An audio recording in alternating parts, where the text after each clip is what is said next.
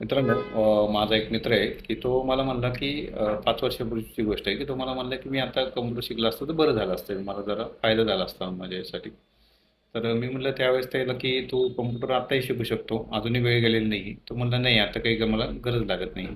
त्यानंतर तो त्याच्या व्यवसायामध्ये गुंतला आणि त्यानंतर व्यवसाय करत असताना त्यावेळेस जो आत्ता मला भेटला तर त्यावेळेस त्याचं पुन्हा ते 5 वर्षापूर्वीचं तेच वाक्य त्याचं होतं की मी जर कम्प्युटर शिकलो असतं तर बरं झालं असतं, माझ्या व्यवसायात सुद्धा मला फायदा झाला असता, कारण की आता मला डिपेंड राहावं लागतंय लोकांवरती. तर मग म्हणलं मग तो अजूनही शिकू शकतो. मग त्याला असं वाटलं की नाही, आता वेळ नाही आहे तेवढा, असं त्याचं म्हणणं होतं.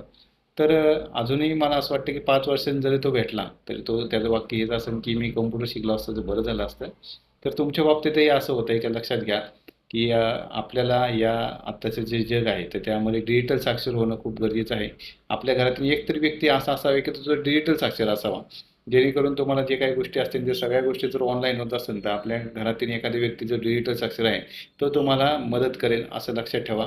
आणि नक्कीच तुम्ही या कम्प्युटर जर शिकायचं तुमचं अजूनही असं वाटत असेल की आता शिकलं असतं बरं झालं असतं, आणि हे अजूनही 5 वर्षांनंतरही तुम्हाला तसंच वाटणार आहे, कारण की जग तेवढ्या फास्टमध्ये बदलत आहे, कम्प्युटरमध्ये एवढी प्रगती होते की कम्प्युटरशिवाय आपलं कामच नाही व्हायचं.